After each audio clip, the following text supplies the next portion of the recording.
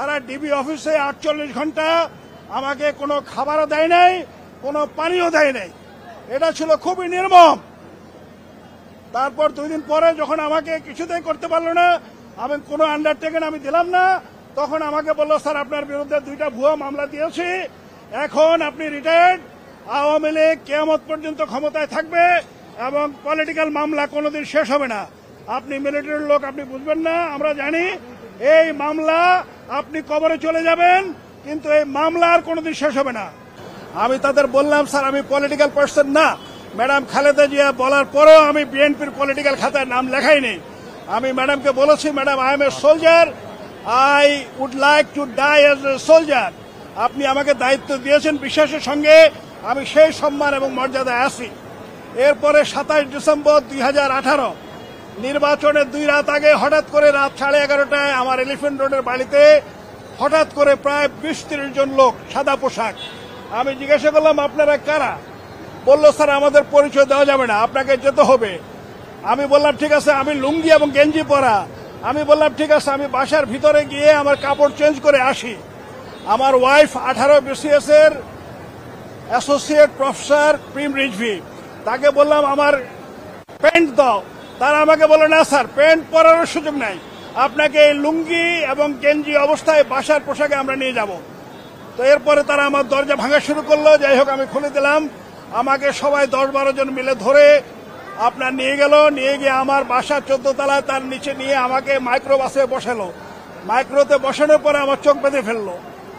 এরপরে আমি শুনতেছি তারা আমার চোখ বন্ধ করে আমাকে নিয়ে বিভিন্ন জায়গায় ঘুরতেছে, আলাপ করতেছে যে আমরা তো এখন 300 ফিটের একটা ব্রিজ, আমার মনে নাই যে ব্রিজটা ক্রস করতেছি, যে জিজ্ঞাসা করো। এর ভিতরে আমি শুনতেছি তারা আলাপ করতেছে যে প্রতিরক্ষা অ্যাডভাইজার তখন শেখ হাসিনার, আমাদের সেনাবাহিনীর মধ্যে এক কুখ্যাত জালিম সর্দার জেনারেল তারেক, তার রেফারেন্স দিয়ে বলতেছে যে স্যারকে কানে কানে বলেন যে কালকে সকালে 100 কোটি টাকা দিবে, দেশের কোন ব্যাংক থেকে ওনার টাকা লাগবে। উনি রিটায়ার্ড অফিসার, ওনাকে বলেন বড় একটা ব্যবসা চালু করতে। বাট খালেদা জিয়ার সঙ্গে থাকা যাবে না, শ্রদ্ধেয় ম্যাডামের সঙ্গে থাকা যাবে না।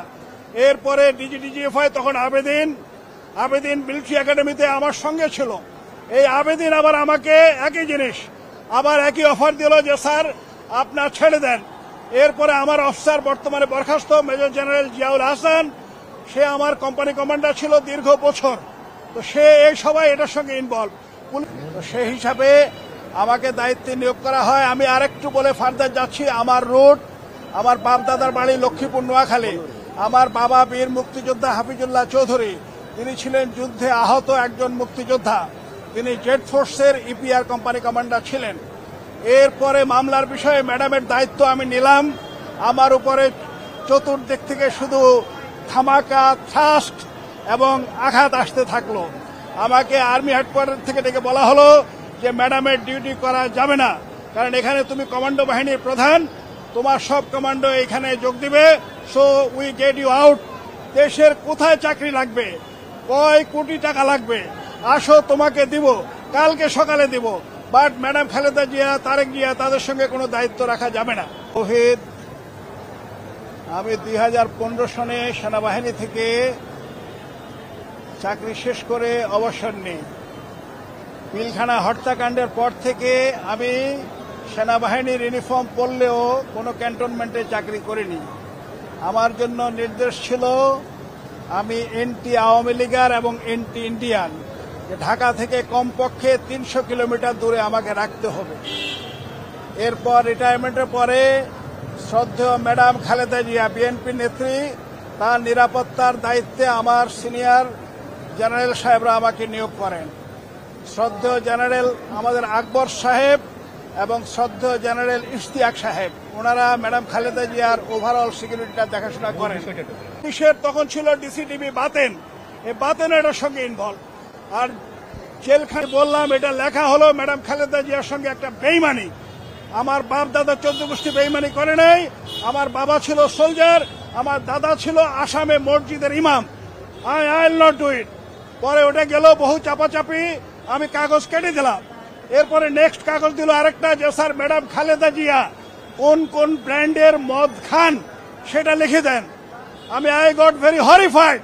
I told them, "Beta, তোমরা তো পুলিশ অফিসার না, you are behaving like a stupid donkeys. তোমরা তো আচরণ করতেছো হুলিগানের মতো। মিলিটারি কাস্টমস অ্যান্ড ইটিকেটস, ভদ্রতা এবং শিষ্টাচারের উপরে বই আছে, পরীক্ষা দিতে হয়, প্র্যাকটিক্যাল করতে হয়। আপনি কিভাবে কমোডে বসবেন সেটাও শেখানো হবে, আপনি একজন ভদ্র মহিলার সঙ্গে কিভাবে আচরণ করবেন সেটাও শেখানো হবে। আমি ওদের বললাম, তোমাদের পুলিশ একাডেমির কি অবস্থা? তারা আমাকে হাসতেছে, বলে, স্যার আমরা বিভিন্ন একাডেমির ছাত্রলীগের যে ব্যাকগ্রাউন্ড সেটার উপরে চলি আমরা, আমাদের কোনো ট্রেনিং এর দরকার নাই। এইসব মানসিক অত্যাচারের পর কিয়ামত পর্যন্ত আপনি খালি ঝুলতে থাকবেন।